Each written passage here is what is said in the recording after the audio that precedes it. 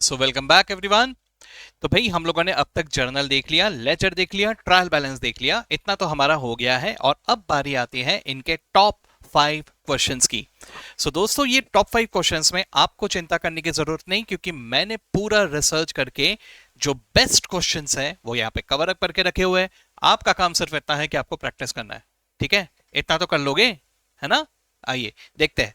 तो दोस्तों इससे पहले कि मैं शुरू करूं, मैं सबसे पहले आपको रूल समझा दूं। रूल कुछ ऐसा है कि राइट नाउ मैं आपके साथ ये डिस्कस कर रहा हूं।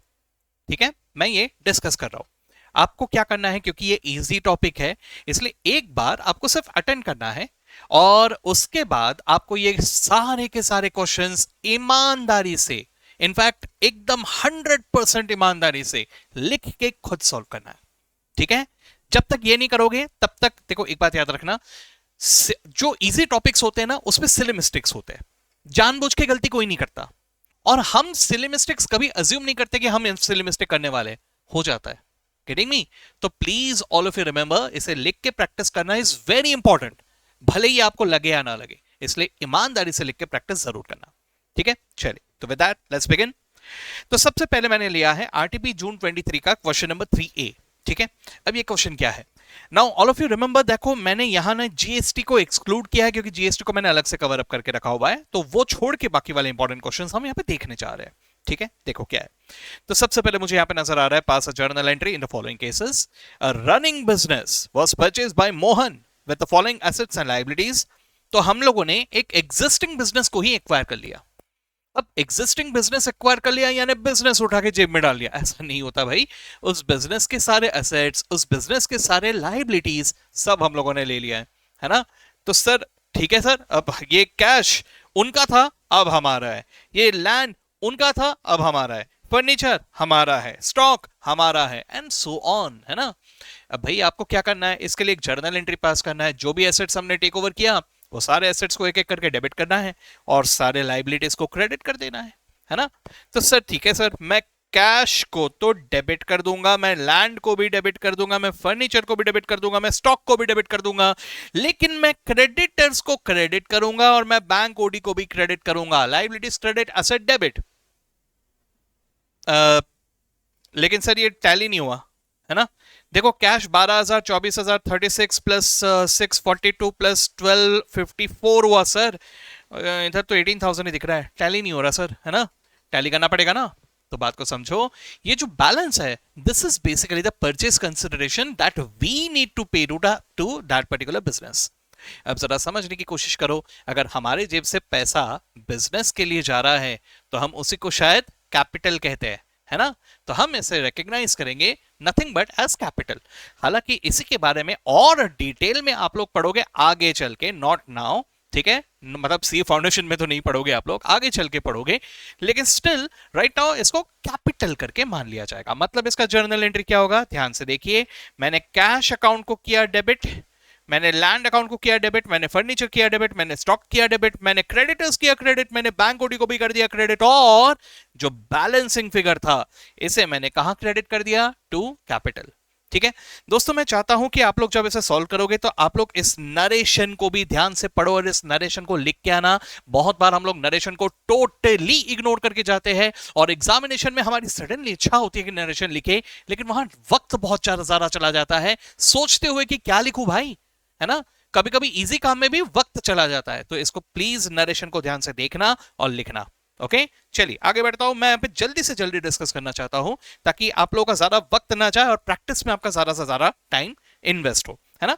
देखो भाई, अगला मुझे दिखाई दे रहा है, goods distributed by way of free samples, 6,000 रुपए। अच्छा सर, गुड्स हम लोगों ने डिस्ट्रीब्यूट किया, तो गुड्स मेरे पास से गया।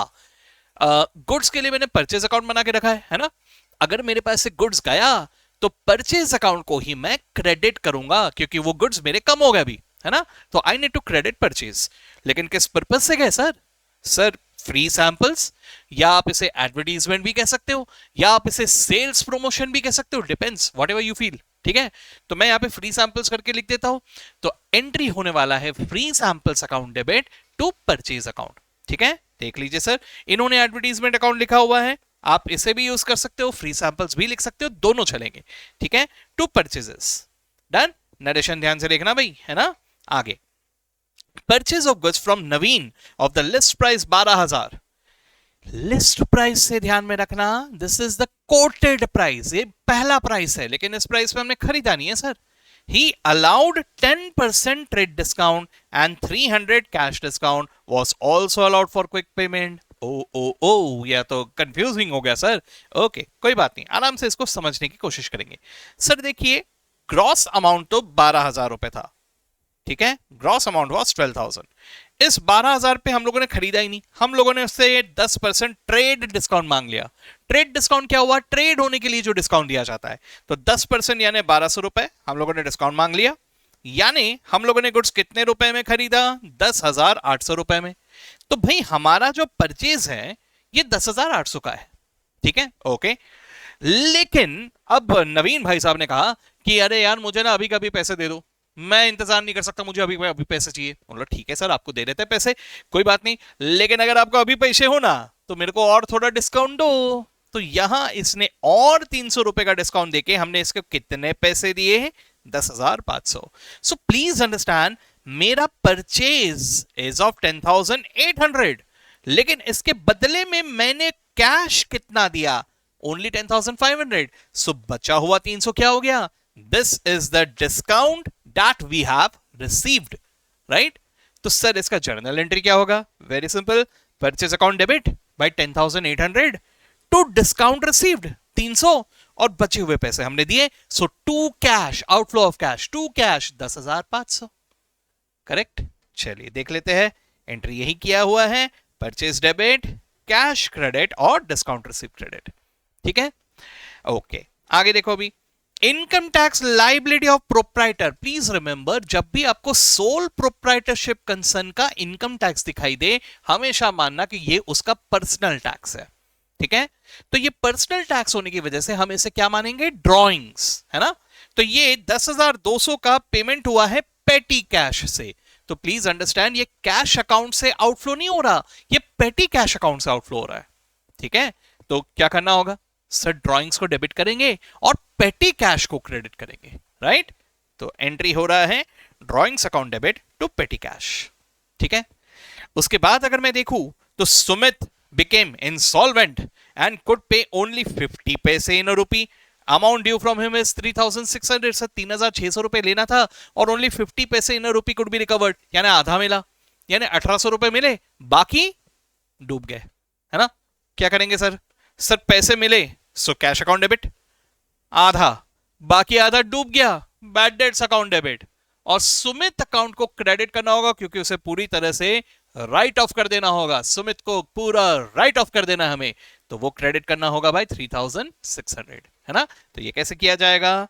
देखिए सर, कैश अकाउंट को मैंने डेबिट कर दिया 1,800, बैड डेट्स को डेबिट कर दिया 1,800 एंड सुमित अकाउंट को क्रेडिट कर दिया 3,600 से, ठीक है। इजी था क्वेश्चन, अब आपको ईमानदारी से ट्राई करना है, ठीक है।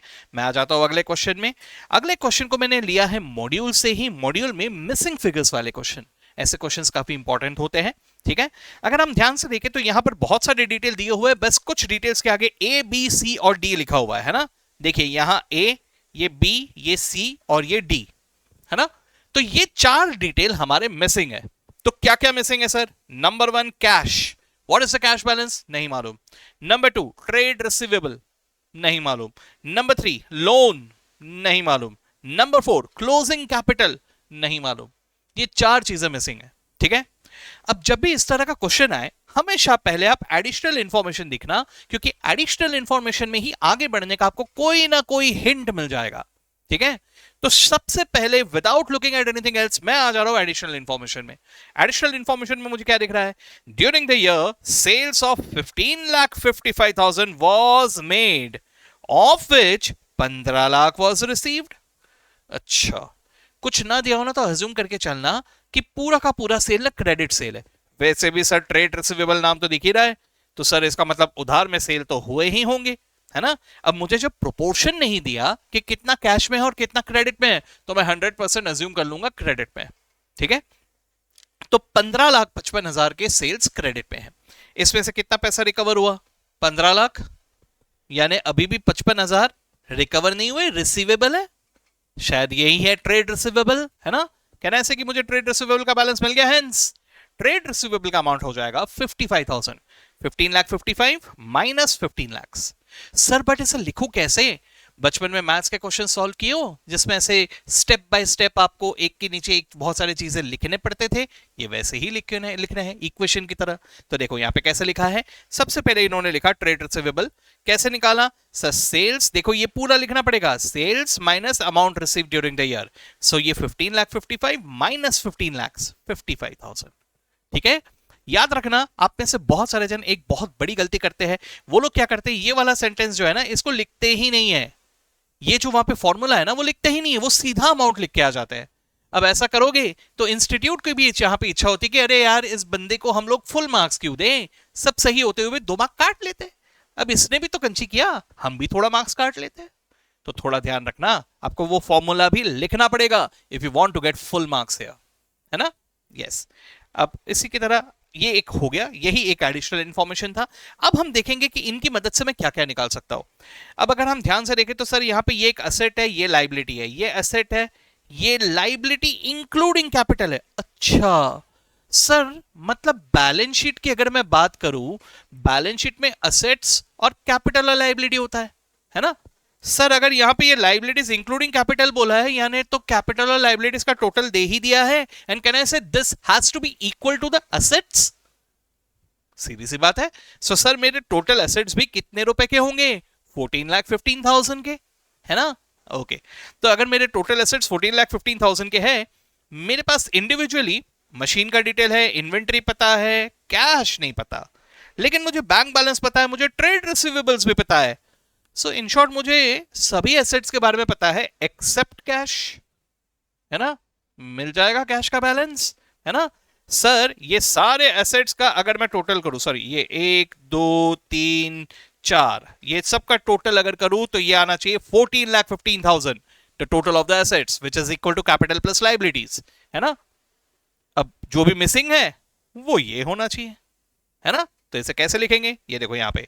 तो सर पहले मैंने ये लिखा assets is equal to capital plus liabilities, right? So asset also has to be equal to 14,15,000, which is nothing but capital plus liabilities. तो अब मैंने यहाँ पे लिखा total assets, इसमें से एक एक करके माइनस कर दिया, मशीन का बैलेंस, इन्वेंट्री का बैलेंस, बैंक बैलेंस, रिसीवेबल्स का बैलेंस, हेंस जो बैलेंस बचा this has to be cash।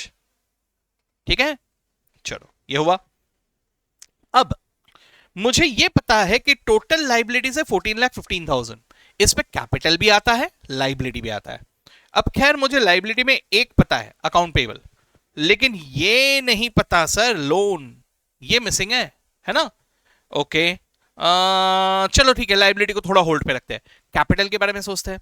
Sir मुझे यहां पे क्लोजिंग कैपिटल नहीं पता सर, कोई बात नहीं, ओपनिंग कैपिटल पता है, लॉस कितना हुआ ये भी पता है, और capital introduce during the year ये भी पता हुआ है ना? ओके, जरा सोच के देखो भाई, अगर मैं यहां पे कैपिटल अकाउंट बनाऊं तो यहां पे ओपनिंग कैपिटल, यहां पे फर्दर कैपिटल कुछ भी अगर है, लॉस मेरे ख्याल से यहां आ जाएगा, है ना? और उसके बाद जो बैलेंस बचा वो क्लोजिंग कैपिटल बचता है, करेक्ट? अब जरा देखो भाई, क्लोजिंग कैपिटल मुझे यहां पर नहीं मालूम, लेकिन बाकी सब तो पता है ना। निकाल पाएंगे हम लोग क्लोजिंग कैपिटल? कैसे निकालोगे? इसको लिखना पड़ेगा। आप यहां पे अकाउंट भी बना सकते हो, ऑल्टरनेटिवली यहां पे ऐसे भी लिख सकते हो, opening capital plus capital introduced minus loss is the closing capital, 10,65,000 ये आ गया। ठीक है, अब क्लोजिंग कैपिटल मिल गया, तो सर कैपिटल प्लस लाइबिलिटी 14,15,000 था, इसमें से कैपिटल है 10,65,000, तो लाइबिलिटीज मिल गया। अगर लाइबिलिटीज मिल गया, लाइबिलिटी में दो नाम है, एक अकाउंट पेबल और एक लोन, मिल जाएगा लोन का अमाउंट, है ना? तो कैसे निकालोगे? Loan amount will be total of the liabilities and capital, उसमें से माइनस कर दिया क्लोजिंग कैपिटल, और उसमें से माइनस कर दिया ट्रेड पेबल, जो बैलेंस बचा that has to be loan. कर पाओगे सब लोग? इसको भी ईमानदारी से करना आपको, ठीक है? नेक्स्ट, ये क्वेश्चन इज डेडली इंपॉर्टेंट, ठीक है दोस्तों। आप लोग क्या करना, जब आप इसे सॉल्व कर रहे हो तो सॉल्व करते वक्त जो क्वेश्चंस आपको ट्रिकी लगे, जिसमें आप लोग अटके, जिसमें आपको थोड़ा डिफिकल्टी गई, उसमें एक स्टार मार्क कर देना सबसे पहले, ठीक है? अब जब आप पहला रिवीजन करोगे आगे चल के, तब फिर से अगर आप उसमें अटके तो उसमें दूसरा स्टार मार्क कर देना, और उसके बाद एक और बार जब आप रिवाइज करोगे तब अगर फिर से उसमें अटके तो तीसरी बार स्टार मार्क कर देना। अब बात समझो, आप हर बार अटकोगे क्या हर क्वेश्चन में? नहीं ना। तो इस तरह से आपके questions will be divided into no stars, 1 star, 2 star या 3 स्टार्स, है ना। ऐसा क्यों कह रहा हूं मैं, क्योंकि याद रखना कि एग्जाम के एक दिन पहले आपके पास इतनी फुर्सत ही नहीं होगी कि आप सारे के सारे क्वेश्चंस देख पाओ। इच्छा भले ही होगी लेकिन नहीं कर पाओगे, ठीक है। तो वहां क्या करना है, वहां पे ये नो स्टार या 1 स्टार या 2 स्टार वाले देखने ही नहीं है, आपको सबसे पहले 3 स्टार वाले क्वेश्चंस देख लेने हैं, ठीक है। वो रिवाइज हो जाने के बाद अगर थोड़ा वक्त बचा तो कुछ हद तक 2 स्टार वाले क्वेश्चन देख लेना, 1 स्टार और नो स्टार्स वाले तो देखना ही मत, ठीक है। ओके चलो, तो यहां पर ध्यान में रखना, इसमें 1 स्टार तो मेरी तरफ से लगा दो, बाकी रिवीजन के वक्त आप लोग डिसाइड करना। Now this question is a very important question, क्योंकि इसमें सिर्फ अकाउंटिंग ही नहीं, इसमें अंग्रेजी की मदद से भी हमें घुमाया हुआ है, ठीक है। तो चलो देखते हैं कैसा हो रहा है। The following data is given by mister S the owner, यानी हमें किसके पॉइंट ऑफ व्यू से सोचना है, हमें सोचना है from the point of view of Shri S महोदय, ठीक है। हमारे क्लाइंट महोदय कौन है, एस, है ना। ओके चलो आगे। With a request to compile only 2 personal accounts, Mr. H and Mr. R, सिर्फ 2 अकाउंट बनाने के लिए कह रहे हैं, एक तो H का अकाउंट और एक R का अकाउंट। बना लेते हैं सर, कौन सी बड़ी बात है, ठीक है। नाउ 1 by 1, सबसे पहले मुझे दिया है मिस्टर S यानी हम owes Mr. R 15,000। अच्छा, मतलब हम R को ओ करते यानी पैसे देने हैं, है ना, यानी 15,000 मुझे R को देना है। सर कहने से इसका मतलब आर मेरे लिए एक क्रेडिटर है, क्योंकि क्रेडिटर को ही तो पैसे देने होते हैं, राइट। तो आर अकाउंट में कहना से this is nothing but the opening balance. अगर पेबल है so this has to be coming on the credit side, ठीक है। ओके अब इसी तरह से अगर मैं एच की बात करूं, एच के अकाउंट की बात करूं राधा, तो देखो क्या लिखा है, मिस्टर एच ओज मिस्टर एस 20,000। मिस्टर एच ओज, हम नहीं, ही ओज टू अस, मतलब हमारे एंगल से मैं क्या कहूंगा, मुझे एच से पैसे लेने हैं भाई, उसको पैसे देने तो मुझे लेने हैं ना पैसे, समझ रहे हो बात को। तो सर मुझे यहां 20,000 उससे रिसीवेबल है, कहना है एच इज माई डेटर, समझे बात को। तो ये पहला जो सेंटेंस था ना, ये पूरा ये ओपनिंग बैलेंस के लिए था, है ना। तो सर यहां पर हम एच अकाउंट बनाएंगे, ओपनिंग बैलेंस में लिख देंगे 20,000, और उसी तरह से आर अकाउंट बनाएंगे, ओपनिंग बैलेंस में लिख देंगे 15,000, ठीक है पहला। दूसरा, 4 तारीख को क्या हुआ, mister R sold goods worth ₹60,000 at 10% trade discount to mister S. पहली बात तो ये आर ने बेचा है सर, हमने नहीं। हम कौन है, हम एस है ना। अगर आर ने एस को बेचा यानी एस ने खरीदा, तो this is not a transaction of sales, this is actually a transaction of purchase, है ना। तो एस परचेज्ड, लेकिन क्या हमने 8,500 में खरीदा, 10% डिस्काउंट भी तो है सर, तो 10% ट्रेड डिस्काउंट माइनस करके कितने में खरीदा हम लोगों ने, 54,000 में।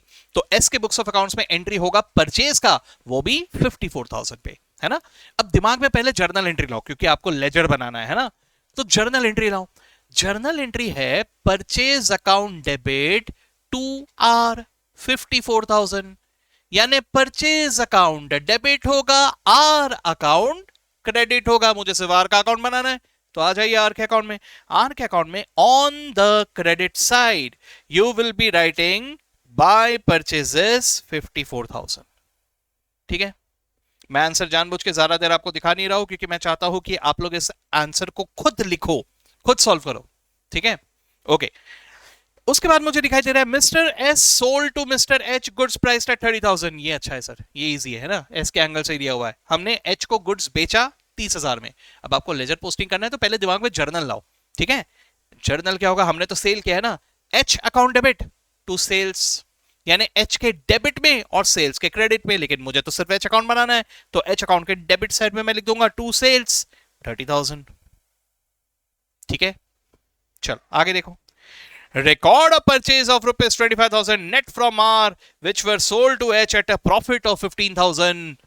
अंग्रेजी में घुमा रहे हैं और कुछ नहीं, बात को समझने की कोशिश करो। यहां पे 2 ट्रांजैक्शन को मिक्स करके दे दिया। Record a purchase of 25,000 net from R, है ना, यहां पे रुक जाना, मतलब मैंने आर से परचेज किया है 25,000 रुपए का, है ना, तो इसका एंट्री होगा purchase account debit to R, ठीक है। Okay now this was sold to H at a profit of 15,000, यानी एक दूसरा ट्रांजैक्शन है सर। मैंने वही गुड्स उठा के एच को बेच दिया, और कितने में बेचा, सर 15,000 के प्रॉफिट में बेचा, यानी 25,000 वाले गुड्स को 15,000 के प्रॉफिट में अगर बेच रहा हूं यानी 40,000 में बेच रहा हूं, सिंपल। तो यहां पे क्या हो रहा है, ये सेल की एंट्री है 40,000 की। सर प्रॉफिट रिकॉग्नाइज नहीं करेंगे, अरे भाई फिर फाइनल अकाउंट्स में क्या करोगे, प्रॉफिट रिकॉग्नाइज फाइनल अकाउंट्स में होगा, यहां नहीं, है ना। हर ट्रांजैक्शन में प्रॉफिट नहीं रिकॉर्ड करते बैठेंगे, नहीं तो चॉकलेट की दुकान वाला क्या करेगा, एक एक रुपए में अगर 20-30 पैसे का जो भी प्रॉफिट है वो 20-30 पैसे का प्रॉफिट रिकॉग्नाइज करता रहेगा हर एक चॉकलेट पे, नहीं होता भाई ऐसा। हम लोग सिर्फ सेल और कॉस्ट की एंट्री करते हैं, बाद में एंड में फाइनल अकाउंट्स में प्रॉफिट कैलकुलेट होता है, ठीक है। हाँ जी, तो प्रॉफिट को नजरअंदाज करते हुए आपको सिर्फ परचेज और सेल की एंट्री करनी है। तो पहले तो परचेज 25,000 का purchase from R, purchase to R, तो आर के क्रेडिट पे लिखोगे बाय परचेज 25,000, है ना। इसी गुड्स को मैंने एच को बेच दिया, एच डेबिट टू सेल्स, तो एच के डेबिट साइड में लिखोगे टू सेल्स कितना 40,000, 25 प्लस 15,000 का प्रॉफिट है, ठीक है, गुड। आगे mister S rejected 10% of hours goods on 4th April. 4th अप्रैल बोले तो ये वाला है ना। इधर क्या किया था हमने, इधर हम लोगों ने 60,000 लेस 10% ट्रेड डिस्काउंट में एस से खरीदा था, सॉरी आर से खरीदा था। तो हम लोगों ने ना 10% गुड्स रिजेक्ट कर दिए। एक मिनट, हम लोगों ने खरीदा 60 में था क्या, नहीं, कितने में खरीदा था 54,000 में, है ना। तो 54,000 का 10% रिजेक्ट कर दिया, यानी क्या किया, रिटर्न कर दिया। सर परचेज किए हुए गुड्स को रिटर्न किया, यानी परचेज रिटर्न, इसे को हम रिटर्न आउटवर्ड भी कहते हैं, है ना। चलो तो इसका एंट्री क्या होगा, सर 54,000 का 10% इज 5,400, है ना। अब बहुत सारे जन ना कंफ्यूज हो जाते हैं, सर परचेज रिटर्न में डेबिट होगा कि क्रेडिट होगा, बहुत घुमाता है सर। ट्रिक है इसका, परचेज सोच लेना, परचेज में क्या होता है मालूम है सबको, डेबिट होता है, तो परचेज रिटर्न उसका उल्टा है, उसमें क्रेडिट ही होगा, है ना। तो परचेज रिटर्न क्रेडिट और S account debit, sorry S कह रहा हूं, क्या नाम है इसका, आर, आर अकाउंट डेबिट, है ना। तो R account debit to purchase return, R account क्या हुआ, डेबिट हुआ, तो डेबिट साइड में लिखोगे टू परचेज रिटर्न 5,400, ठीक है। आगे देखो, mister S issued a cash memo, cash memo, cash memo, ध्यान देना ये क्या है, ये है कैश मेमो। कैश मेमो कब दिया जाता है, जब पैसे मिलते हैं, ठीक है। जैसे आपने कहीं पे पैसे दिए तो आपको कैश रिसीव दिया जाता है, ये वही है ना। तो इसका मतलब सर ये कैश ट्रांजैक्शन है, हाँ जी।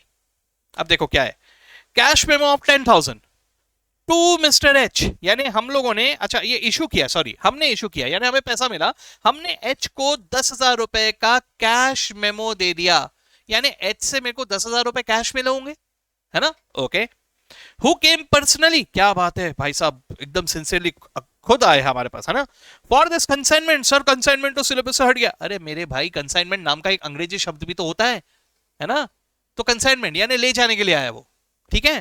क्या goods urgently needed by him, मतलब क्या उसको गुड्स की सख्त जरूरत थी, तो वो साक्षात हमारे दुकान में पधारे और 10,000 रुपए का सामान लेके चले गए, बदले में कैश देके चले गए। तो sir this is not a credit sale, this is a cash sale. और कैश सेल्स की जर्नल एंट्री क्या होती है, cash account debit to sales, H account में आएगा ही नहीं। तो ये पूरा का पूरा transaction was just given to waste your time, इसका कोई काम ही नहीं है, एंट्री नहीं होगी।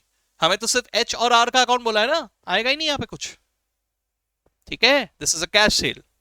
चलो आगे देखो, now mister H cleared half of his total dues to mister S enjoying a half % cash discount, ठीक है। नाउ ट्राई टू अंडरस्टैंड, यहां पर मेरे लिए थोड़ी डिफिकल्टी हो जाती है क्योंकि मैंने आपको सॉल्यूशन दिखाया हुआ है, लेकिन मैं एक काम करता हूं, मैं ना आपको यहां पे मार्क कर देता हूं जिससे आप लोगों को समझ में आ जाए कि मैं किस चीज की बात कर रहा हूं। देखो हमने ये एंट्री कर ली, ये एंट्री कर ली, ये एंट्री कर ली, ठीक है, इतने ही एंट्री हुए एच अकाउंट में। और यहां हम लोगों ने 1, 2, 3 और 4 इतने एंट्री किए, ठीक है, सिर्फ इतने ही किए। हाँ, तो देखो भाई, अब जब मैं आपको कह रहा हूं कि एच अकाउंट से कितना पैसा रिसीवेबल है, तो आप एच अकाउंट को देखिए, 20, 30, 40 सब मिला के 90,000 रिसीवेबल है, ठीक है। अब मुझे यहां पे क्या बोला है इन्होंने बोला है कि he cleared half of his total dues, आधा। तो 90,000 का आधा कितना हुआ, 45,000, यानी यहां पे सिर्फ 45,000 ही क्लियर हुए हैं, बचे हुए अभी भी 45,000 है बाकी, है ना। लेकिन ये 45,000 जो क्लियर हुए हैं इसमें से भी ½ कैश डिस्काउंट, है ना। यानी एच से हमें पैसे तो मिले, हमने आधा सेटल कर दिया, लेकिन ½ कैश डिस्काउंट पे, तो आधा यानी 0.5, है ना। तो 45,000 का 0.5% निकाल लो, कितना हो रहा है 225 रुपए। तो मुझे 225 रुपए कम मिले हैं, यानी 44,775 रुपीज मुझे मिला है। ठीक है, ओके। तो इसकी जर्नल एंट्री क्या पास करूंगा मैं? सर कैश अकाउंट को डेबिट करूंगा 44,775, डिस्काउंट अलाउड को डेबिट करूंगा 225, और एच भाई साहब को क्रेडिट कर देंगे सर पूरे 45,000 से। Getting me? So H account के क्रेडिट साइड में आएगा बाय बैंक। अच्छा, इसमें भी इधर 20,000 चेक से मिला है। ठीक है, देखो भाई 45,000 में से 225 तो नहीं मिला, यानी 44,775 मिला। इसमें से कुछ पैसा चेक से मिला, कितना मिला 20,000, 20,000 चेक से मिला है, यानी बचा हुआ 24,775 ये मुझे मिला है कैश में, है ना। So bank account will be debited by 20,000, cash account will be debited by 24,775, discount allowed will be debited by 225, and H account will be credited by full 45,000। ठीक है, तो पहले जर्नल एंट्री दिमाग में लाना। तो यहां पे देखो क्रेडिट साइड में by bank 20,000, by cash 24,775, bye discount allowed 225, बस सारे एच के क्रेडिट में आ गया। ठीक है, ओके आगे। R's total dues less 10,000 held back. अरे भाई ये अंग्रेजी में बहुत घुमा रहे हैं हमें। ठीक है, आराम से।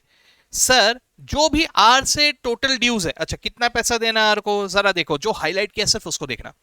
15 प्लस 54 प्लस 25 यानी 94,000 माइनस 5,400 डेबिट में भी एक है ना, इतना पैसा इसको देने का है। तो 89,000, एक मिनट 89 नहीं कितना, एक मिनट करके ही देख लेते हैं ना यार। 94,000 माइनस 5,400, हाँ 88,600। ठीक है, 88,600 इससे पेबल है ना।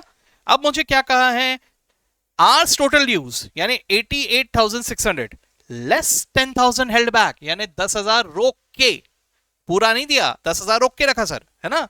वर क्लियर्ड बाय चेक, यानी 88,600 में से 10,000 कम कर दो, बचा हुआ क्लियर कर दिया, यानी 78,600 क्लियर किया। लेकिन इसके बदले में हमें एक कैश डिस्काउंट मिला है, कितने रुपए का, 1,000 रुपए का, यानी हमें 78,600 भी नहीं 77,600 ही देने पड़े, है ना।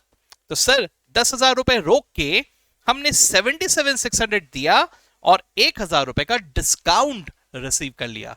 ये टोटल मिला के 78,600 हो गए 10,000 रोक के। ठीक है, यस।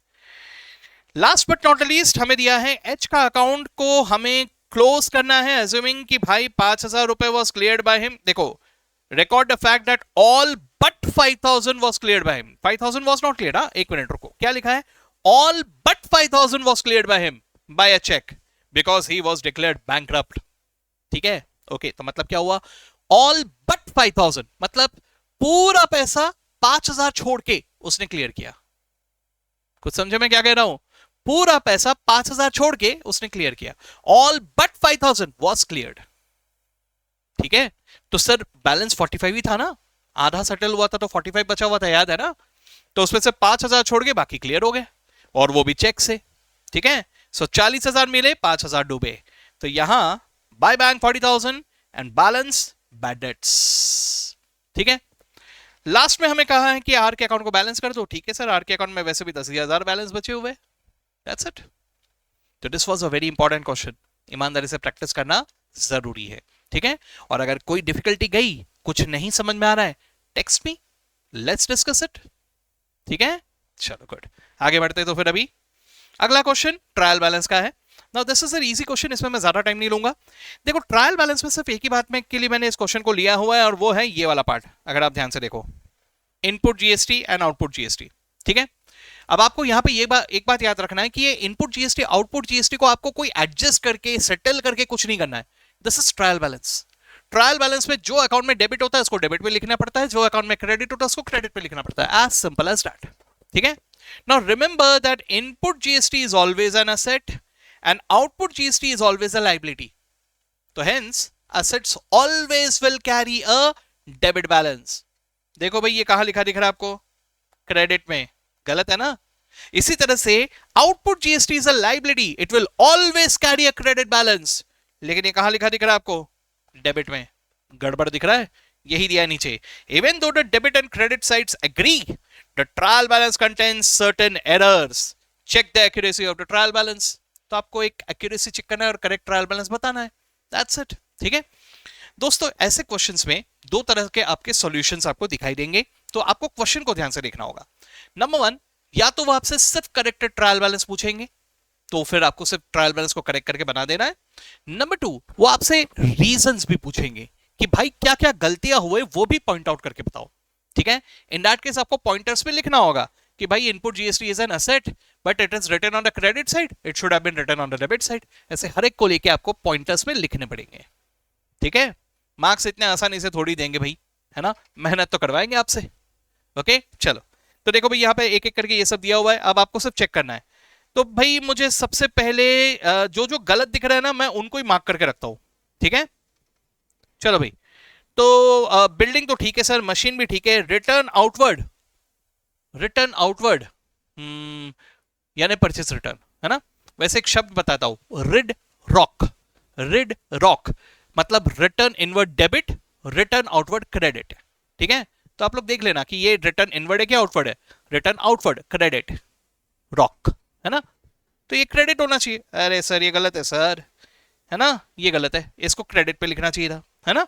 अगला बैड डेट्स, ठीक है सर, कैश ठीक है, डिस्काउंट रिसीव्ड, डिस्काउंट रिसीव भी गलत है सर, इसमें तो क्रेडिट होना चाहिए, है ना, इनकम है ना। बैंक ओडी लाइबिलिटी है, ये भी गलत सर, ये तो क्रेडिट पे आना चाहिए, है ना। क्रेडिटर्स ये भी गलत है सर, क्रेडिटर्स तो क्रेडिट होना चाहिए।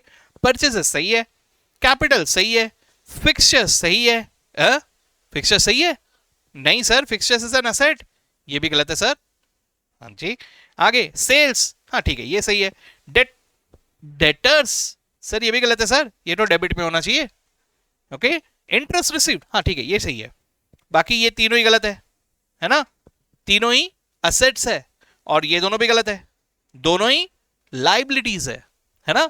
तो मुझे करेक्टेड ट्रायल बैलेंस में क्या करना पड़ेगा, इन सबके प्लेसमेंट्स चेंज करके लिखने पड़ेंगे। ये यहां लिखना होगा, ये यहां लिखना होगा, ये भी यहां लिखना होगा, ये भी यहां लिखना होगा, इसको यहां लिखना होगा, इसको यहां लिखना होगा, इन तीनों को ही यहां लिखना होगा और इन दोनों को यहां लिखना होगा। अब ये लिख लेने के बाद या तो ट्रायल बैलेंस टैली हो जाएगा या तो नहीं होगा। अगर टैली हो गया तो बल्ले बल्ले, अगर नहीं हुआ तो उस डिफरेंस को सस्पेंस अकाउंट में डाल के रख देना। ठीक है, आएगा सबको, ग्रेट। ठीक है, तो ये है क्वेश्चन, इसको आपको सॉल्व करना है। इसका सॉल्यूशन मैं आपको एक बार दिखा दे रहा हूं, लेकिन सॉल्व खुद ही करना है ना। आप लोगों के चेक करने के लिए मैंने यहां पे इसको लिख के रखा है, आप लोग वापस आके यहां पे चेक करके देख सकते हो, लेकिन बनाना खुद ही है। ठीक है, अगला क्वेश्चन भी इसी तरह का है, सिमिलर काइंड ऑफ क्वेश्चन। अब यहां पर भी वही चीज आपको देखना है, अगर आप ध्यान से देख रहे हो तो provision for doubtful debts, normally speaking all the provisions carry a credit balance, इसको डेबिट पे लिख के रख दिया सर, गलत है ना। तो इसको मुझे लिखना होगा इधर। ओके, बैंक ओडी ये भी गलत है सर, इसको भी लिखना होगा इधर। कैपिटल सही है, ट्रेड पेबल गलत है सर, लाइबिलिटी है, इसको लिखना चाहिए इधर, है ना। याद रखना असेट्स और एक्सपेंस हमेशा डेबिट बैलेंस कैरी करेंगे, कैपिटल लाइबिलिटी और इनकम हमेशा क्रेडिट बैलेंस कैरी करेंगे, है ना। अगला देखो ट्रेड रिसीवेबल, ये सही दिख रहा है सर, डेबिट पे लिखा हुआ है, बराबर है सर। अच्छा एक मिनट, मैंने क्या लिखा, ट्रेड पेबल नहीं, ये सही है, सही है, एक मिनट मैंने क्यों इसको मार्क करके रखा, ट्रेड पेबल सही है, 1637 ट्रेड पेबल सही है, ट्रेड रिसीवेबल भी सही है, गलती है इधर डिस्काउंट रिसीव्ड, ये यहां आना चाहिए।